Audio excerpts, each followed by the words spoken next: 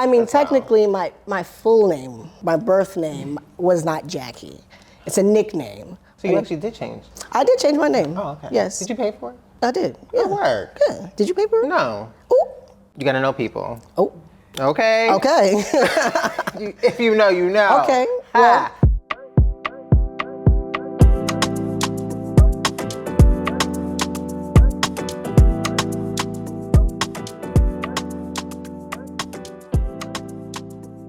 Hello, hello, hello, everybody, and welcome to the That's What They Said podcast series, darling.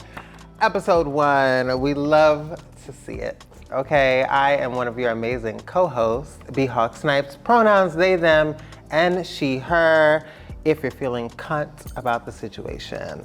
And my name is Jackie B. My pronouns are they, them, sometimes he, and always zaddy. Oh, yes. Oh, yes.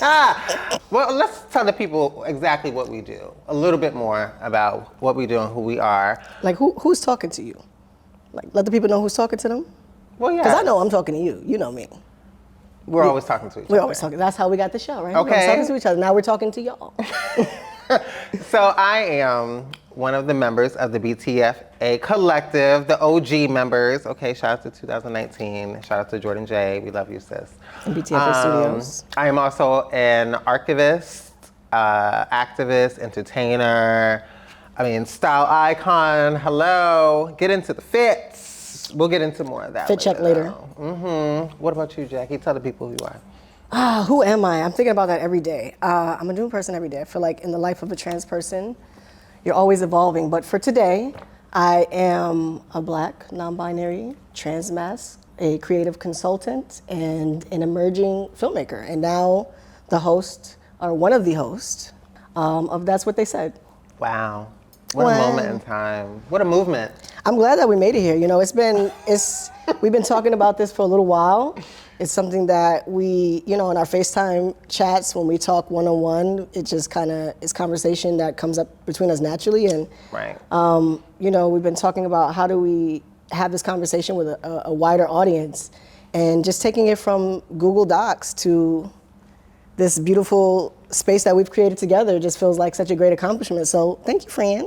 We're live. We're really here. We did it. This is our shared room. If we were like kids, and we shared a room, like that's your side, this is my side. It's giving the queer trans living single. It's giving roommates. That's different. Okay. Yeah. You like that? I'll think about it. Okay. I'll think about it. Maybe. Maybe. But let's tell the people how we met and how the friendship That's always a fun story. Started. That's always a fun story. I like when you started off, because I feel like you do the classic Black people storytelling where, every time you tell the story, some detail changes. But you've been getting better. And I appreciate you. I'll take the compliment, and I'll also take the dart. Oh, you know what? How about I let you go ahead and start it off? So, how we met was via BTFA. They had got an invite, or we got an invite because I'm a part of BTFA. We got an invite via Janelle Monáe's People, whose book is right here. Fabulous. Please go cop it. And they gave us tickets. And so I went out with the crew, me and my girls.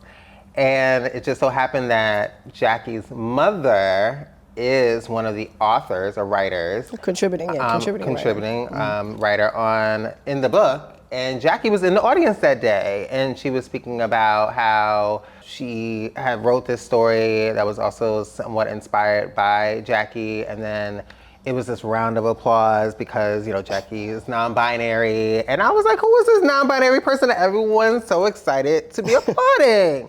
I did my research and I found Jackie online, and that's how the conversation I love that. got going. I love how, you say Google me, and I don't find that I have too much of an online presence as much as you do. But It is very interesting how the universe works, because through the social medias, I was following B-Hawk, I think from your previous podcast with Jewel the Gym. And I was like, those are cool folks. I'll give them a follow. And you also identified as non-binary. And one day I saw on your story that you had the memory librarian open. I guess you were going somewhere. I was reading. Yeah, and I was like, let me know what you think about the last story. My mother was a contributing author for that. And you said, okay, cool. And ever since that point, we were in conversation with each other. That's how I feel like that was like our entry point for actually having conversation and getting to know more about each other, because you later found out that I was the Jackie that was being referred to at the fireside chat. How many years has it been? Has it been creeped up on 3 years now?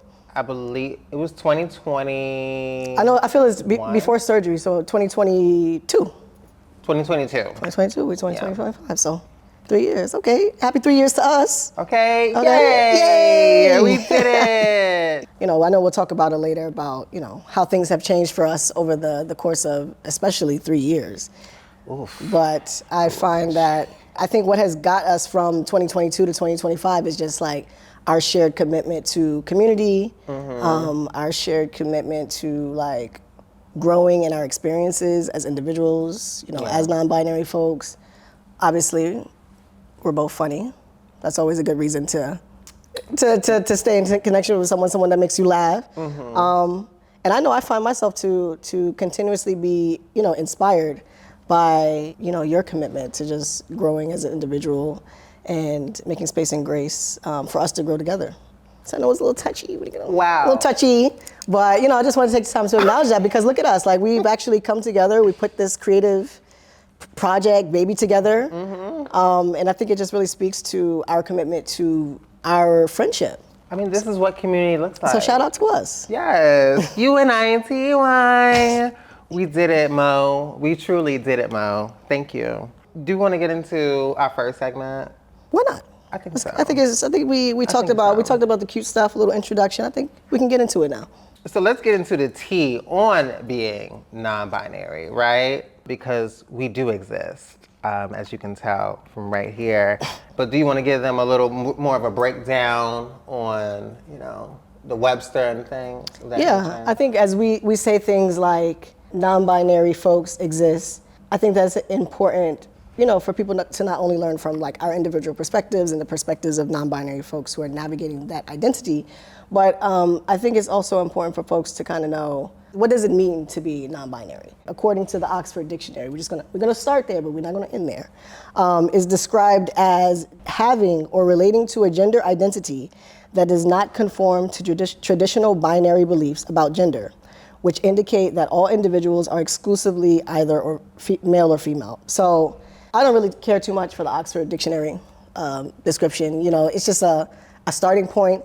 But if I had to describe what it means to non-binary, for me, I would say not accepting what has been introduced to myself as ways of being. The world operates in a very binary way, and with those two binary identities, I find them to be very limiting, because there is some kind of level of expectation as to how you're supposed to conduct yourself in this world. And I feel like that doesn't resonate with me. I like to honor myself and my spirit, and to be able to move and embody both my male and female energies. Yeah, I feel like my energy is within a spectrum, and I feel like language can be limited, especially in English. I like that there is this language of non-binary. I think it's closer to how I view my inner world. You're also a non-binary person, trans femme. What does being non-binary mean to you? It's something that is ever evolving. For me, I started this non-binary journey seeing someone, I believe from my chamber of thoughts, that it was someone, it was someone that when I was working at Beacon's Closet, they said they were non-binary, they were using they, them pronouns, and I really thought it was just a white person thing, no shade. I was like, what is this about? But there was a sense that I didn't want to be disrespectful. I wanted to kind of just take that in, even though it was a very different conversation for me, and different pronouns. But I knew I was attached to it in some way, and I wanted to give it some sort of care. So in that moment, I was like, you know what?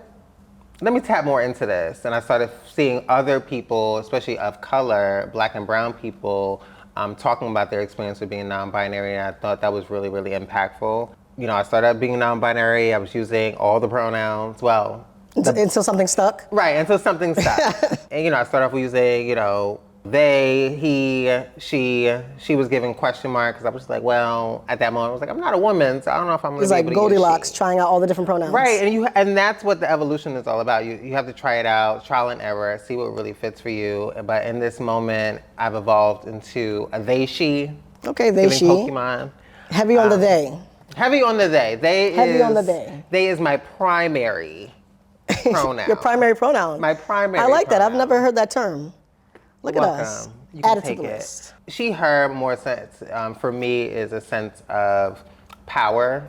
But the non-binary pronouns for they and she, they and them is more a sense of freedom for me. So I think including both of those are really impactful in that way. I guess, we're talking about like discovering our non-binary identities. And I think for me, I discovered it through language. During quarantine 2020, like fresh quarantine, I had a partner that lived in Brazil, and her primary language was Portuguese. And, as a Latin-based language, that is very heavy and binary, right? The word is either masculine or it's feminine. And, as we were talking and connecting with each other, when she was speaking to me in, terms of endearment, saying like, positive things or expressing an attraction to me, it would be in the feminine. You would say things like, minha princesa, which is like my princess. In that moment, I feel like, I mean, that sounds nice, right? Like minha princesa, right? Like, Ooh. Okay. It was also a little spooky. I mean, it wasn't. For you. I didn't know it was spooky until like I just heard it. Like something clicked where I'm like, in the best way I could, respectfully, I was like, you see me as a princess? And, she was like, well, sometimes. I guess basically she was saying like, no, but like, basically like, what's up? Like, what you want me to call you? Because I'm just trying to say you cute. And I was like, I don't know. But like, I didn't make her feel bad about it, but that was like my indicator, like, ooh, something has shifted. I was in a very special, unique circumstance where I had originally been quarantining in Brazil at the start of it, and was expedited back to the States via my mom out of concern. I respect it. And New York was the worst place to be at that time. So I was not enthusiastic from being in Ipanema to coming back to dirty New York. You know what I'm saying? So Ipanema? Ipanema. Ipanema. Yes, Ipanema. Oh, that's in Brazil. It's in Brazil. Work. Yes. Each one teach one. You know the song Girl from Ipanema? What happened? The Girl from Ipanema. That's like the one place that I feel like people know in Brazil. The Girl from Ipanema? You never? Is that a book? It's all right. What is it? It's okay. You Google it. Okay. A tool. Yes. So I had a layover in Texas, and I was just like, what am I gonna do? Like, I do not want to be in New York. So, long story short, I found myself back in my hometown of Memphis, Tennessee. And my sister had offered for me to stay in her apartment. She was quarantining with her partner. So I had the space to myself. And I guess like being in that space during that time, just like being with myself 24 hours, not going anywhere, I just inspected myself in a way that I don't feel like I ever had time and space to do so. Because before, the pandemic, everyone's moving about, especially in the city. You don't really have time to stop and, you're just kind of in action. And I think in that moment, I remember looking at myself and I was just like, I don't feel connected to what I'm seeing. Right. And I'm just like, I feel like I've gone as far as I can go with what I've been able to do. And so all these different like moments of, what is this? What is this feeling? It just kept nagging me, where I'm just like, I just kept a little calendar of like how I'm feeling like each day. And for like a whole week straight, I was just like in such a dark, gray, unmotivated place. It was just like, what is this? So I went to Google, and what I found in Google, it gave me more information. I went through the rabbit hole. I learned what it meant to be trans. But even at Google as a resource, at least in that moment, I could only get as far as finding FTM and MTF, like folks that were transitioning to be in the binary, folks who wanted to be a trans man. And I was like, well, this is cool as hell. Like, you could do, what? You take this? What? You put a little gel, you can, do a little poop poop. And, your fat redistributes, so you can have like the biceps I've been trying to work on since 2010 will finally be visible. There were so many positives that I was seeing. I was like, what, you got a little facial hair? Like, it made me feel affirmed before I even did any kind of hormone. Like, I was taking in this information so I could explore like what my options were. And the fact that that was an option was new to me. I identified as a lesbian for 15 years. I've been out since I was 15. And so, Shout out to the I was the lesbians. L. I was the first letter of the LGBTQ. I was a very proud Black queer woman. I found a lot of power in that identity, but as I was learning more about this mask identity, I was like, this is something I feel gravitated to. You know, at the time I had a really good job, and I got a therapist who identified as non-binary. So when I described how I was feeling to them, they were like, I think that you are non-binary. And I was like, what is that? And they was like, well, you know, do. And that gave me a new search word to go back to Google. And it was in that moment that I was like, okay, this is closer to how I feel like I identify. Because I was over there sitting there trying to figure out if I was gonna change my name. I was like, is it gonna be Jackson? Is it gonna be Jason? And I was just like, I just don't feel like I can walk around and be like a Jason and Jackson. I mean, Jasons and Jacksons, y'all cool. But I just felt like that was such an extreme change, and it didn't feel natural. And you know, as I was telling my friends about, like, I think I'm gonna do this thing. They were like, you should just keep the name Jackie. Like, that's kind of gender neutral. Like, you know, got Jackie Robinson, that was a mass presenting person, you know what I'm saying? And it allowed me to kind of still be myself and allow the other changes that will come to come, so. We also saved a lot of money and time. Well, that's the positive. I mean, technically, my full name, my birth name was not Jackie. It's a nickname, but at least it's something that I still was connected to. That still, it still feels like home. So you actually did change? I did change my name. Oh, okay. Yes. Did you pay for it? I did. Yeah. Good work. Yeah. Did you pay for it? No. Ooh. Okay. You gotta know people. Oh.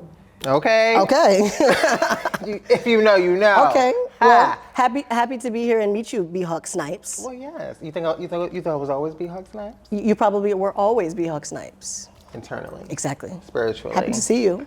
Thanks for being visible. That was not the name my parents gave me. That was the name to, I think her name was Quanese from high school. Shout out to LaGuardia, shout out to Quanese. Thank you for the name. Quanese named you? She did. Shout out to Quanese. I had a mohawk in high school. Okay. And we can't show the people your tattoo in the back of your neck. That's safe for another time. In a more intimate space. But yeah, she saw me and she was like, you know, I had a mohawk. She was like, you need an entertainment name. You need something that's, you know, more expressive of who you are. Okay. And so my original first name started with a B, so we kept that. I had the Hawk. That's what we have in common. Jackie B. Huck. Now look at that. We also had a thing where we were trying to figure out whose name was going to be first on the show. That's also a key. But you know what? Sometimes you got to switch it up in the non-binary world, you know? Trans mass first. Why not? Different reasons, you know what I'm saying? Why not? That's not the only overlap that we have. We're also NBs. We also are NBs.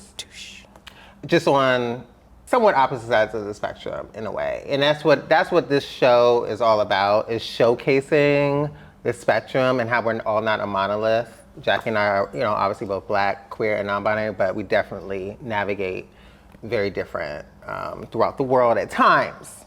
Yeah. But that's something, of course, we're going to get more into as we have the show. Okay, the nitty gritty. I'm going to give you a fun fact because we're going to play a game, which I'm really excited about. But the non-binary flag was actually created in 2014 by 17-year-old Kyle Rowan, who didn't feel represented by the gender queer flag. That's a cute little fun fact. I believe so. That's a cute little flag. You know, like, I just gravitated to the colors. I was just like, there's a lot of flags, respectfully. There's a lot of flags. It's a lot going on. And I love all of them, all the colors of the rainbow. There's hues and such. But I was like, oh, that's our flag? That's cute. I like that. A little royal, a little regal, a little gold, a little boop, boop, boop, cute, 4 colors. But I'm wondering what Kyle was thinking when they assembled this flag. Well, I guess that's what the game is going to be about, yeah? That's what the game is going to be about. Because we're going to get into the nitty gritty of how that all came upon. I'm not Kyle. I'm not white. Oh, two facts. Okay, hey, but. I'm not Kyle. I'm not white. Understood. Maybe we'll have Kyle on the show one day. Kyle, if you're watching. If they're still present in the world. What's that? Okay, but let's get into this game. So I think it's time for a game. Are you ready for a game? I've been ready for a game. Oh, you said, honey, I'm ready for a game. Okay, Jackie, not too much. Not too much. I'm ready. So let's introduce one of our amazing, iconic team members, the one producer on the list, Sapphire Slay. Okay, it's giving voiceover work. You're not gonna see them, but you'll hear her. Period. Okay? You hear me? We hear you. Loud and Okay, clear. work. How y'all feeling? Feeling good, feeling great? Feeling good, feeling great. You think you're gonna do good at the game? Maybe. Maybe, perhaps. I think we'll do great. Okay, well, here's how it's going to go. I will read a description, and you will tell me which color on the flag is paired with the description. Kyle was very intentional about why they chose the colors, and each color has a meaning. It's a good thing it's only 4 of them. Because, honey, I don't know what's But about I'm ready. to happen. I'm ready. Let me get my little marker, Okay. my Sharpie, my permanent answer. So the first is, those who identify as not having a gender. Those who identify as not having a gender. Okay. I feel like got we need mine. like a timer. Because now I'm like, ah! I feel confident in my answer. Come on, friend. I don't. That's what it's giving. You know what? That's it. For sure. Is you ready? You want us to do it at the same time? Yes, let's see them. Okay. Okay, you ready? 1, 2, 3. Okay. I'm not gonna tell you if you're right or wrong until the end. Oh, okay. I like instant. No. Fine. So then you're gonna switch and change. 2, those who exist outside of the male and female binary. Dang, how many colors? Those who exist outside the male and female binary. Okay. Golly, that one was taking me a little bit. This is hard. You know what? I'm gonna take a little guess. I feel like I'm in class. I don't like it. Don't be looking at mine. Please. Oop. Next. Next, we have many or all genders. Ain't but 2 colors left. Many or all genders. It's only 1 color I can guess now. And last, we have falls between a mix of man or woman gender. Now that just sounds redundant. I'm scared. Wasn't that the same as the second one where it was like you fall outside of? No, outside versus in the mix. I'm gonna need you to run that one back. I'm so sorry. Falls between a mix of man Oh, and okay, woman. mix. Okay. Okay. All right. Ooh, dang. I'm changing Can I change my answer? I already changed mine, so Dang. Wait. Dang. locked in. All right, I'm gonna change it.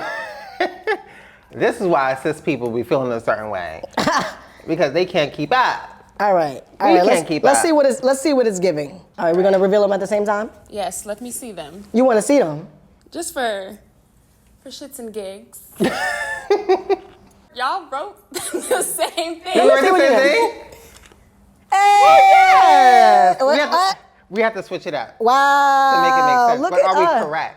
That's the question. Are you ready to check your answers? Yes, we are ready. Yes. These are my answers. Okay. My hand's not big enough. That's okay. All right. So, number 1, those who identify as not having a gender is corresponded with the color black. I had that first and I crossed it You said out. as not having a gender? Yes. That sounds anti-black. I thought it was white. Like it's like a blank canvas. This is why we're not Kyle. What was your reason? Why did you choose white? I chose black at first Okay, well why did you change it to white?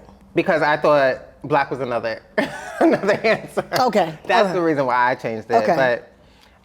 But okay. 2, those who exist outside of the male-female binary is yellow. Yay!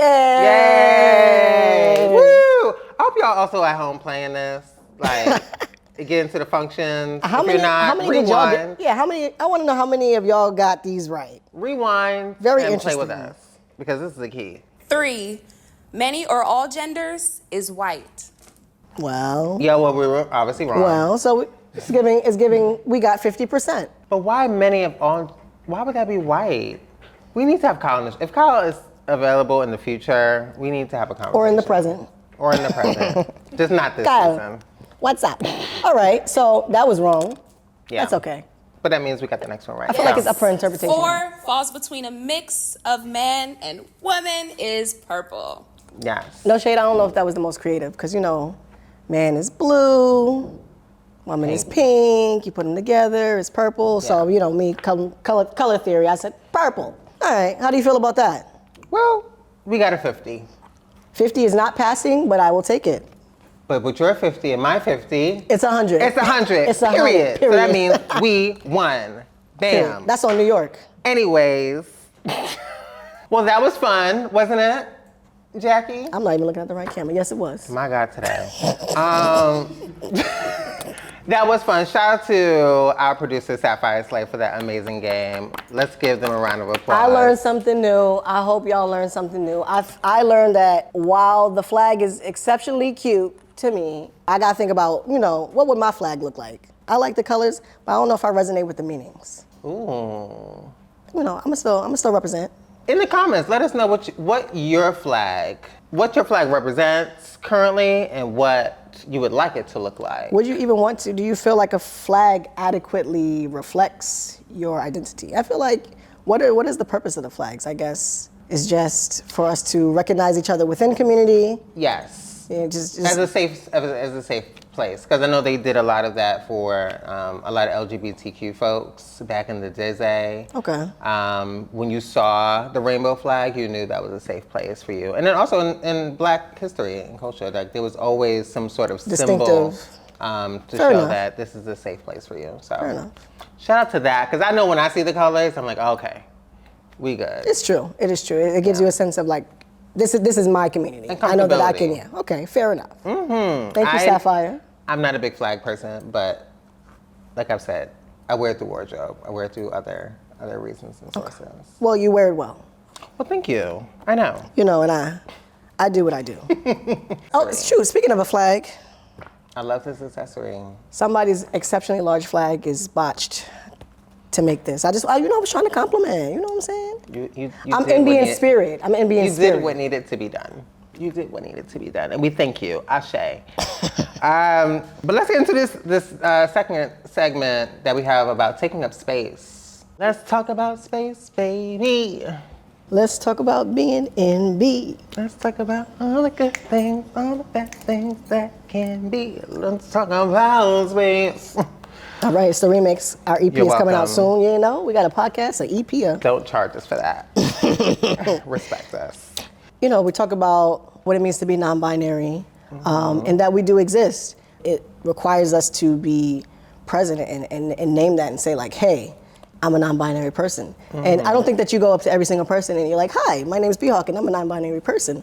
So I guess my question to you is like, in what ways do you make yourself visible or seen in your non-binary identity?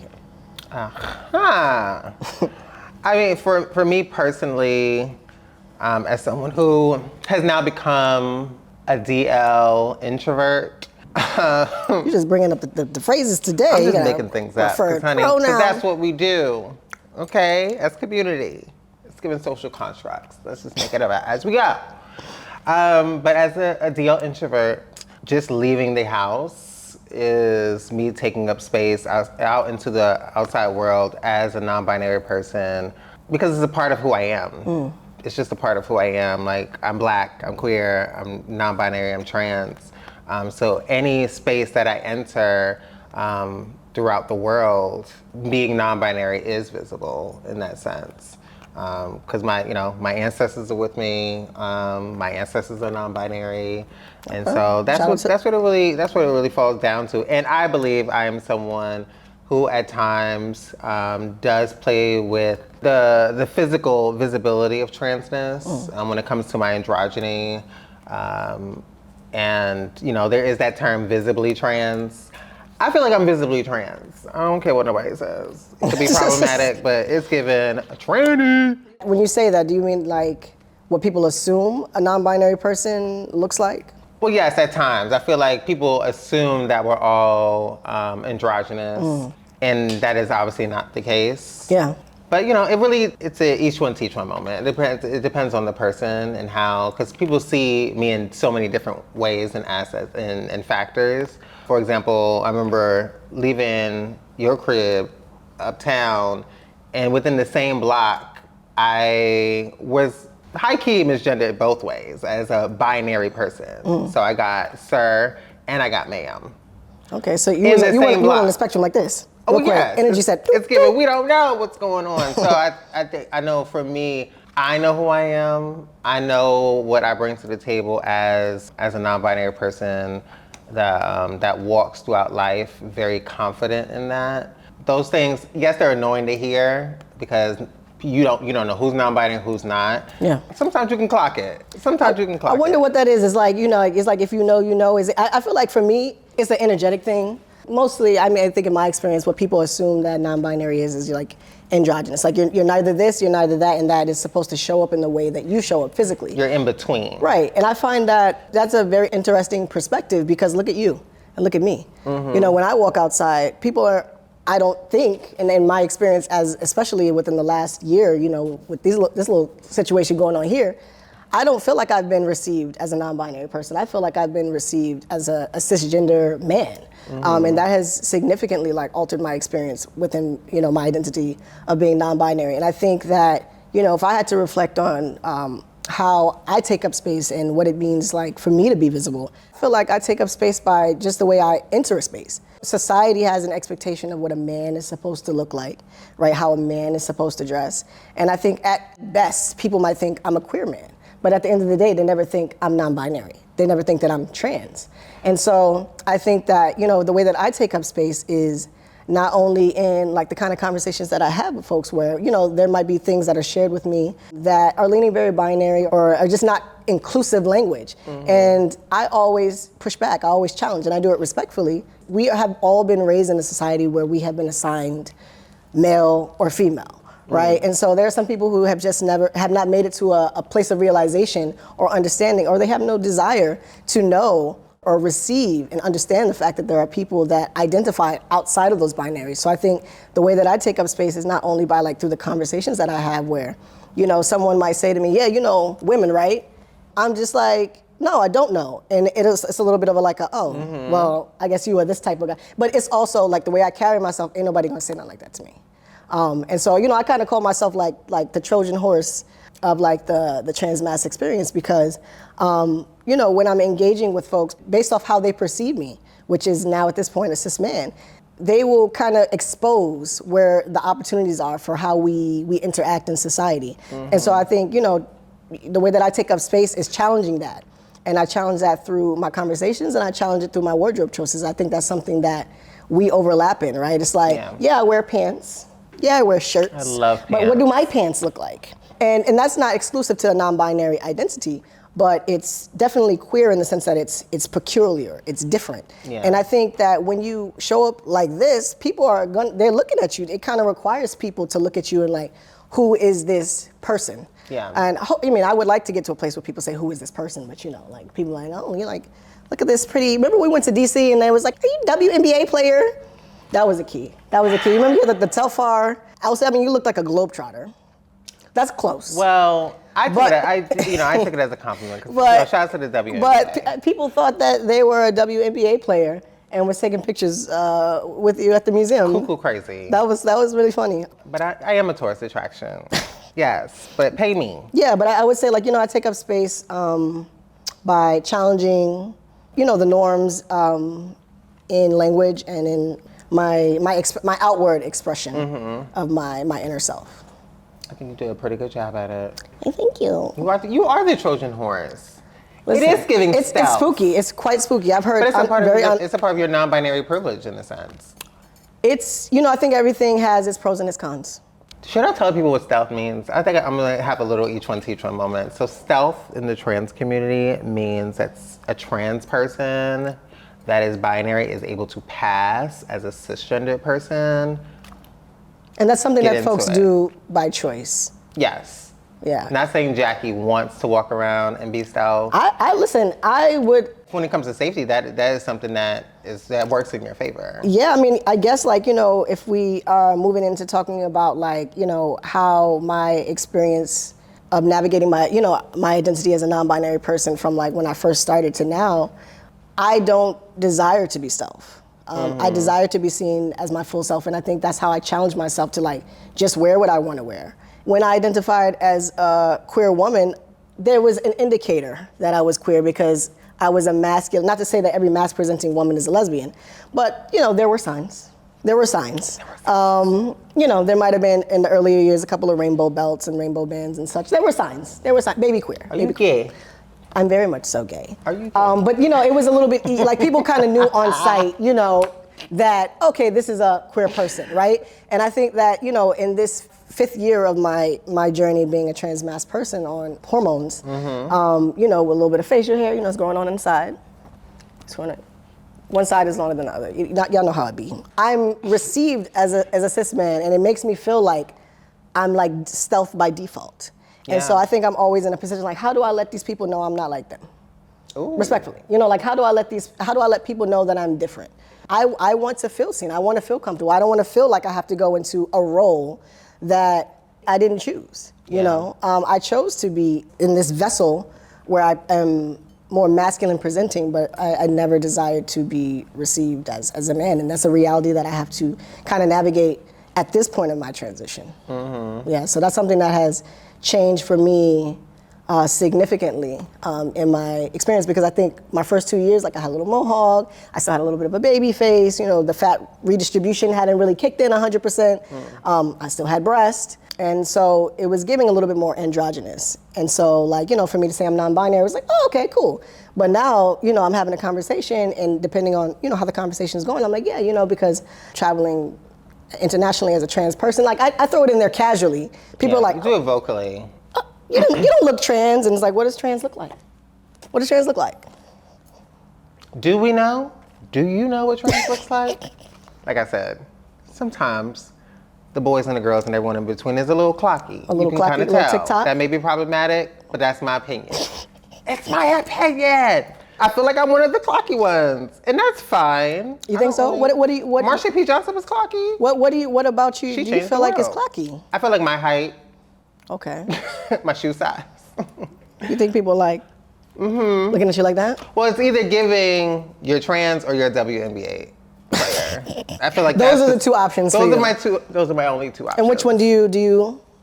Sometimes do you? It gives both. Okay. I will literally scream at the top of my lungs that I am black, trans, non-binary, and proud. You do wear the shirts though. And I do wear them sometimes, very much. You do put on a shirt. They look cute. You be having them like, you know. I go to the airport and I have my they them shirt on. Mm-hmm. Got to shake it up a little bit. And it be spooking people. Mm-hmm. But I love to see the ways in which people interact with me when they know automatically what it's giving.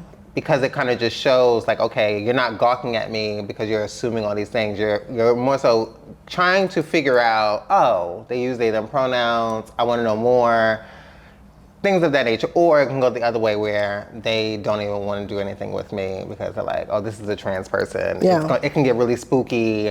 I don't want to be marked as transphobic. Tell me about your experience navigating in different spaces and places within your identity as a non-binary trans femme. Well, I think throughout the years, it definitely has changed. I think before HRT and before living life as a trans person, more so as a butch queen, it was still complex because I was still in this femme energy, but still had the balance of masculinity to kind of like, if someone wanted to be like, oh, you're not a girl, it's like, no, I'm not. I'm a gay man. A very fashionable, feminine gay man. A fagette? A fagette, if you will. If you want to know what that is, ask us in the DMs. Respectfully. Your DMs. We'll continue. But yes, fast forward now until now, of course, it feels like the sense of evolution when it comes to my femme energy. And I can't go into the barbershop like I used to. Well, depending on the day, but it's still an uncomfortable space because before I didn't have breasts or non-binary boobs at the top. At the top, but now I do, and now I have to navigate how I dress, how I move. It's given, do I have to wear a binder? Do I have to wear a binder for safety? You know, trans femmes may have to do that as well. Yeah. So it is quite interesting to see how, especially cis men, navigate with me and share space with me. That's a whole another segment. Well, yes, it's always, for the most part, giving problematic, and it's always, for the most part, giving an issue. Capital I. Capital I, bold, But shout out to the cis men that challenge themselves and expand themselves to uplift. To uplift and create a safer space. Yes. That's what it really gives to me. It's really making sure that I know the spaces that I'm in, and I stand confident in the spaces that I'm in order for me to come out safely and navigate that to the best of my ability. It is tough. especially now that I'm in this body. I do have more anxiety. Even when I have to like leave the house and navigate and just go to like the bodega or something of that nature, it is very complex. But I just, do my best to remind myself that the ancestors got my back and I am protected. I experienced that in the earlier part of my transition where my face was starting to get more masculine and my voice is a little bit deeper. I would say it's significantly deeper than what it was. It's not the deepest. But I still had the presence of rest. Like you, similar to the story you were saying, like when you left my house and you got misgendered within the span of like a couple of minutes. Right. I've had similar experiences in the earlier part of my journey where I would come, fresh from the gym and I would have like a tank top and you can see a little progress, see a little fat redistribution doing this thing, a little bicep pop out on the left, little bicep pop up on the right. And I'm feeling good, I'm feeling affirmed. For me, I desired to have top surgery, but I wasn't there yet with the funds. But shout out to everybody that donated because, community nips are in the building. Post gym, I'm trying to get something to eat. I go to the Jamaican spot. They don't never have nothing, but you prepare yourself for that. I'm sad. But did I prepare myself for, a person to come in, shaking a little cup for change and say, hey man, you got a little change to spare? And before I could even say anything to this man, it was like in a span of 2 seconds, he saw the side of my sports bra. He said, oh, my bad, ma'am.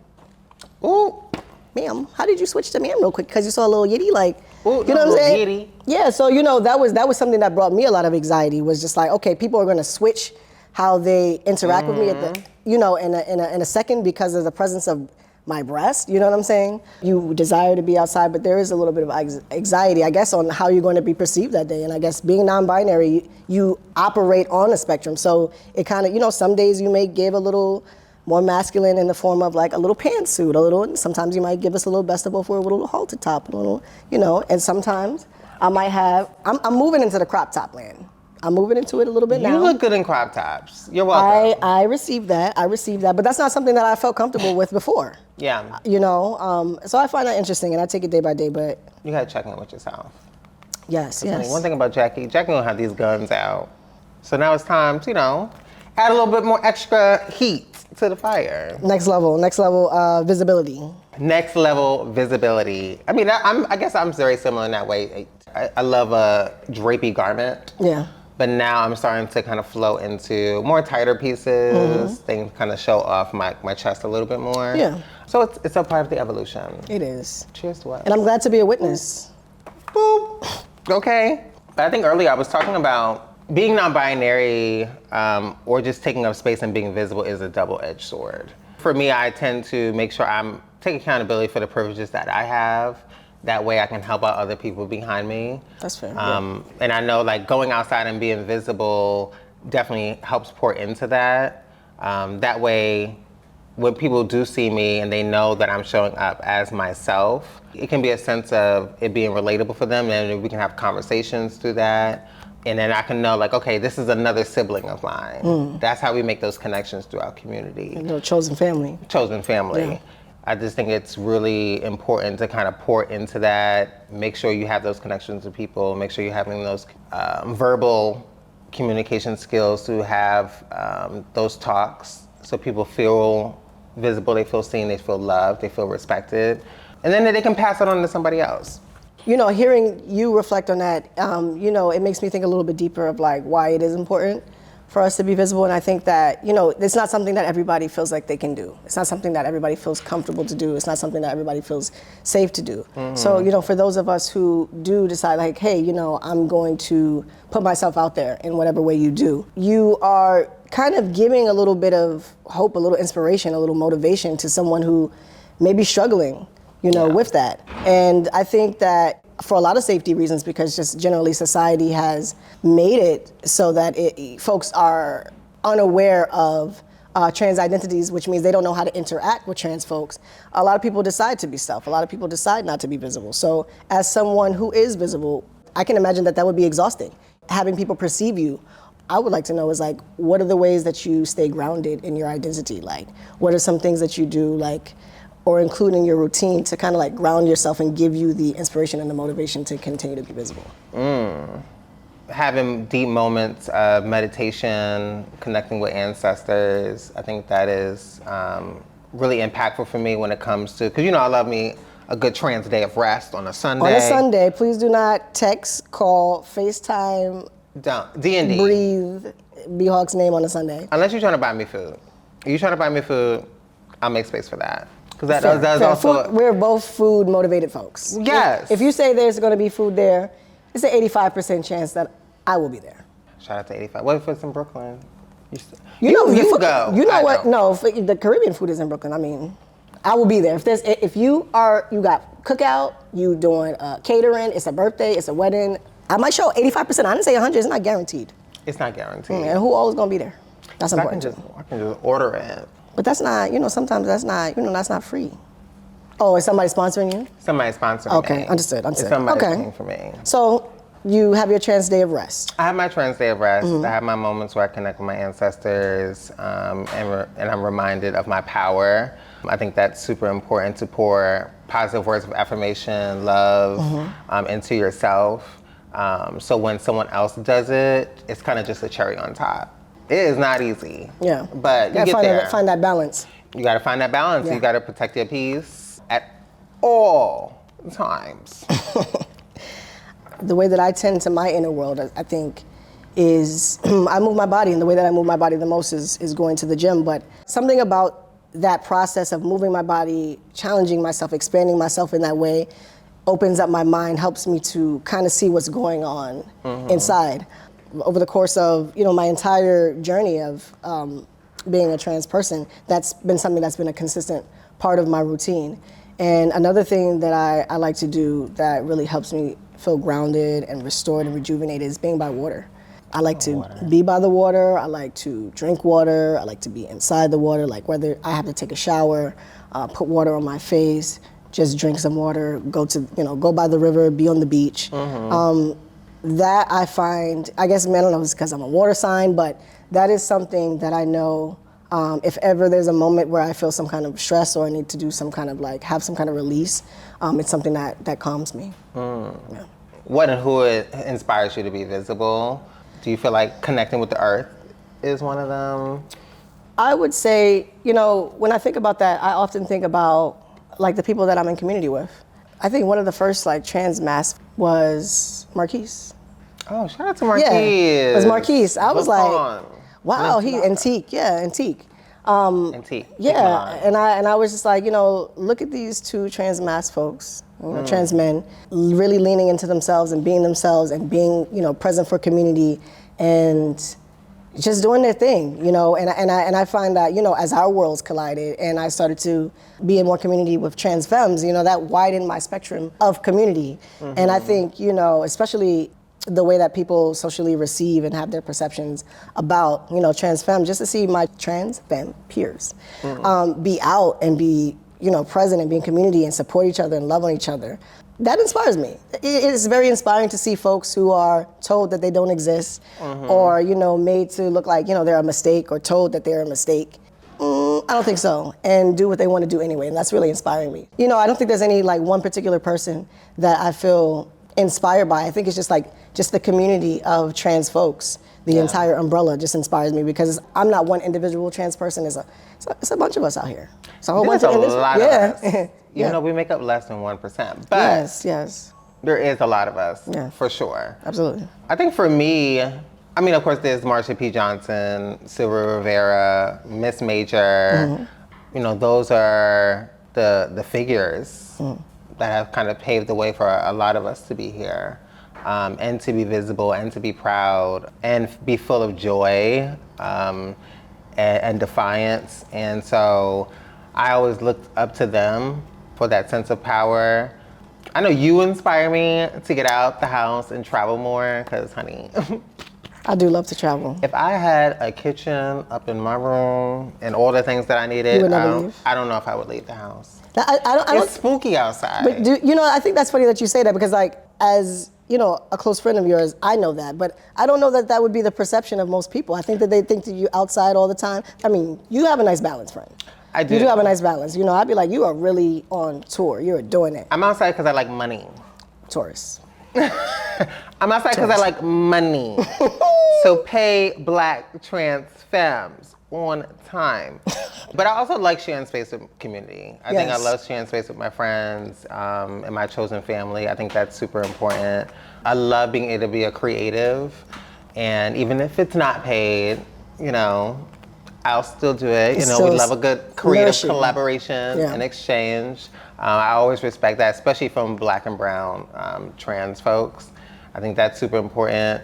You know, I'm always just inspired and in awe about the work that we've been able to do at BTFA and been so impactful a community in that way. Going on 6 years, you know, shout out to Jordan J. Shout out to Ms. Mojo, my girl, what?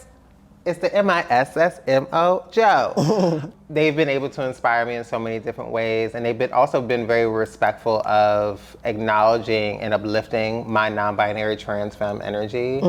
They've never really pushed back on it. They said, this is B-Hawk, we'd love to see it.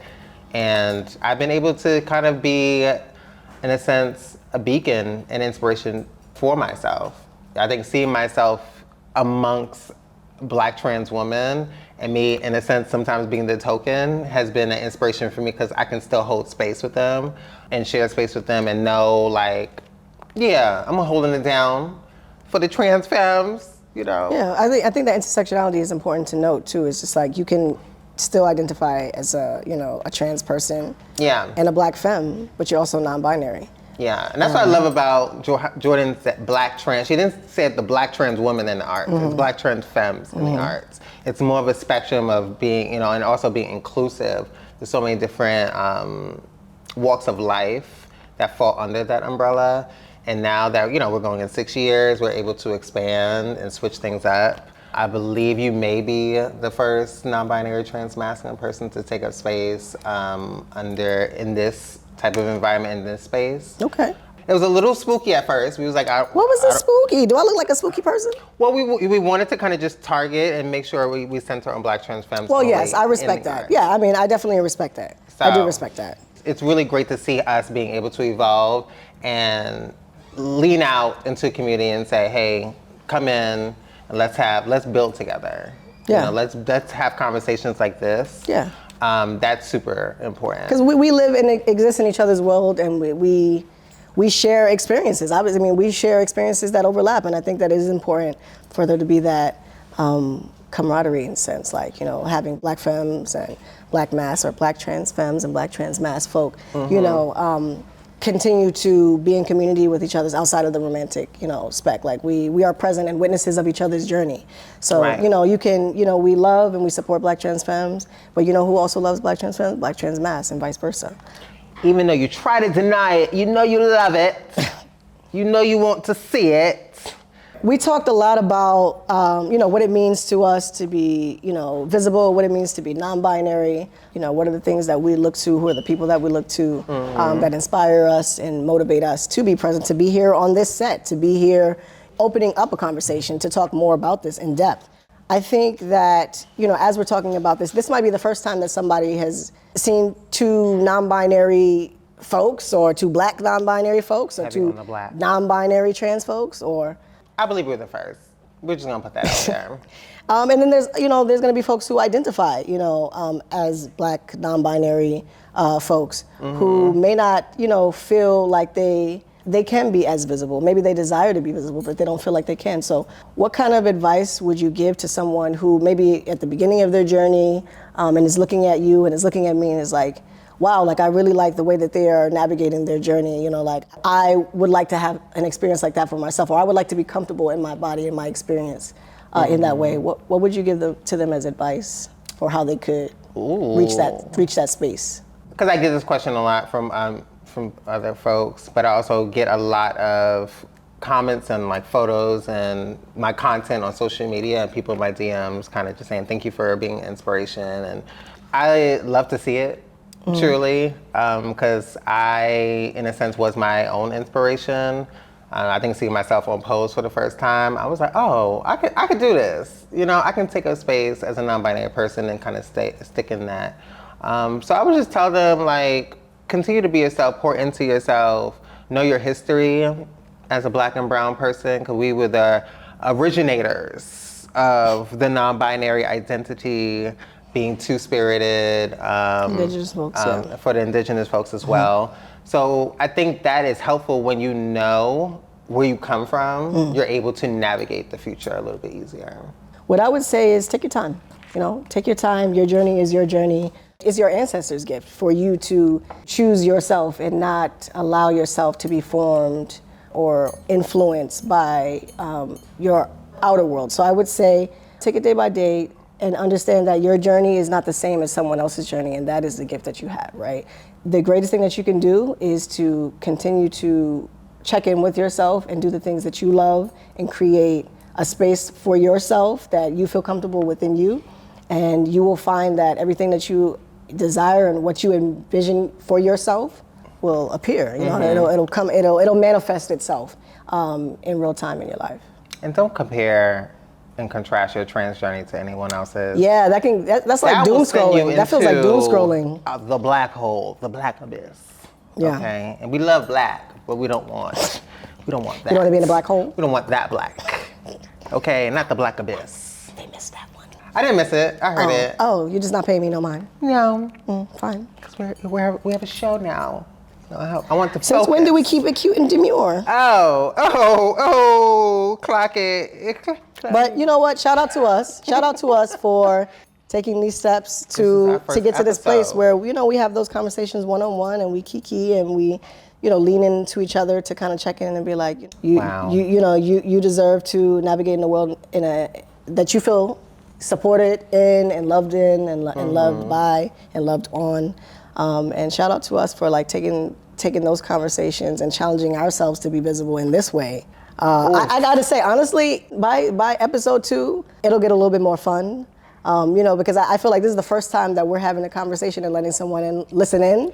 Yes. So it sounds a little different and it feels a little different when there's an invitation. It's giving a big brother. Yeah. So how did you get here? Admittedly, I gotta say, like, it feels a little different. But I'm glad that we're here and I look forward to what we're gonna do with this space. And I really hope that, the conversation that we are having here today inspires another person who may be thinking about, identifying as non-binary or curious about it, or, folks who have been in community with Black and trans folks and are also curious about understanding the non-binary identity within that community. You all join us in the conversation and ask us questions that help us kind of reflect on our experiences and share your experience. I think for me, it's a part of being visible is that collective experience, right? It's like knowing that I'm not the only non-binary trans mass person in the world. Yeah. Right, and I don't feel so isolated.